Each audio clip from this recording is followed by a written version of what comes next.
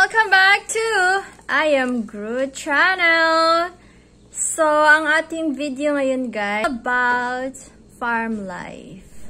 Look, my apple tree, malapit na siyang mag-produce ng lots of fruits. It's a Gala apple. And ang ating blackberry, mayroon ng fruits. Ayan. So, dadami pa yan. Siyempre, hindi pa huhuli ang ating lemon. Meron tayong lemon dito. Ang ating grapes, ayan. May bunga na kaagad. Asan na yung bunga? Yun, nagtatago ang bunga niya.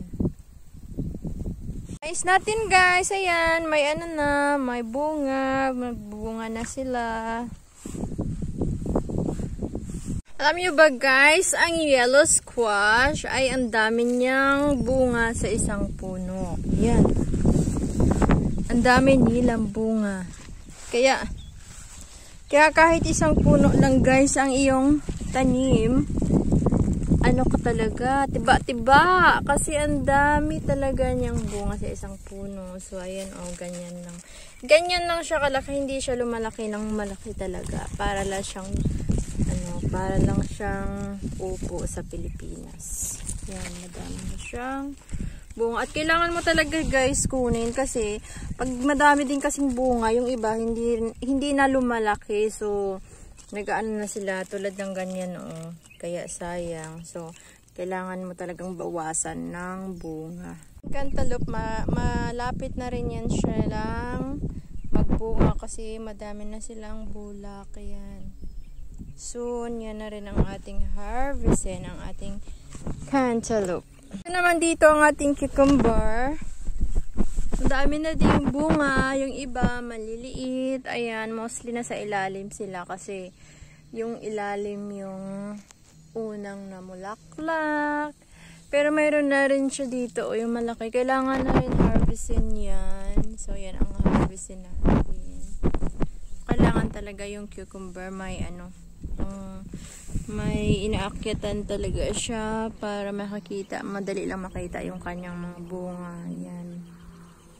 Guys, na ang aking okra is malapad ang daan kaya hindi ko na minsan napapansin ang kanilang bunga. Ayan, makapag-harvest na rin tayo ng okra kasi mayroon ng malaki. So, ang dami nilang bunga guys. Napunta doon. Ayan.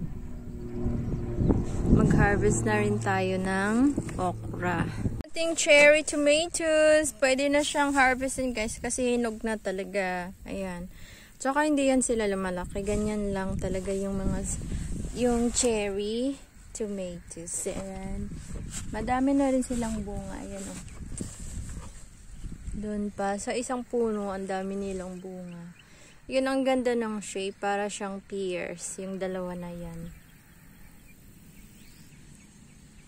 So, magsimula tayong mag-harvest dito sa ating cherry tomatoes. Yan. Ang cute niya. Yan guys, so cute. And then, dito pa yung isa. Yung isa hinog, yung isa hindi pa. So, gupitin lang natin. Ayan. Ang cute. So, ayan ang cucumber guys. Harvestin na natin. Ito yung first time natin na mag-harvest ng cucumber. Okay.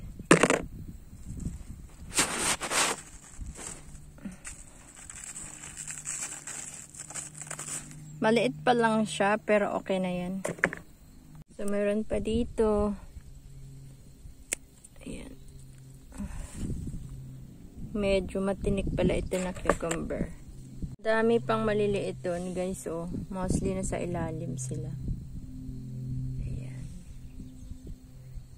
Dami pang maliliit. Madaming maliliit. So, madami pa itong bunga kasi first time ko palang mag-harvest ngayon.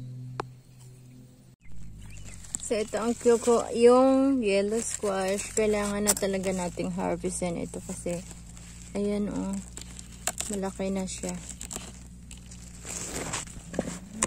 Yan na yung na-harvest natin.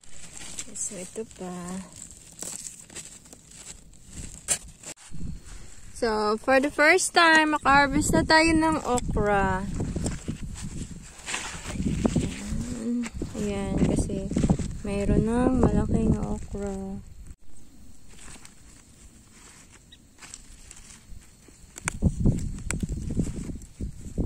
Baka mamaya pati yung ano.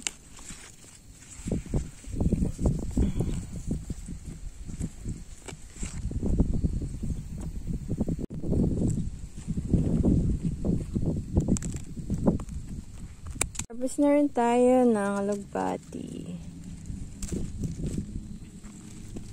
Nung ano lang ako nag-harvest nung Sunday.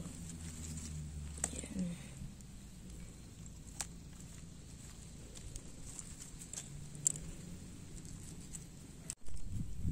Walang sayang ating alugbati.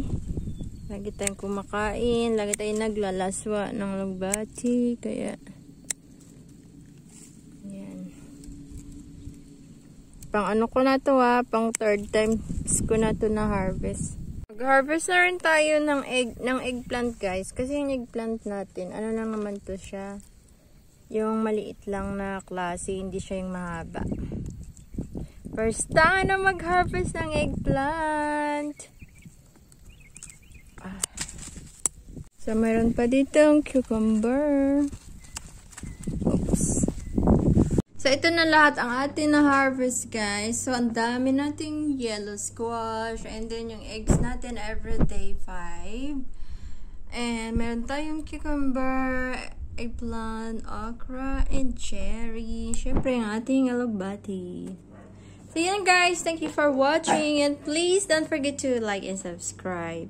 I am Groot channel. Thank you so much. Happy weekend. And happy Father's Day to all dads in the world. Yan, mangunguha tayo ng eggs. Hello, hens! Pahingi kami ng eggs. Dito, mayroong 3 eggs.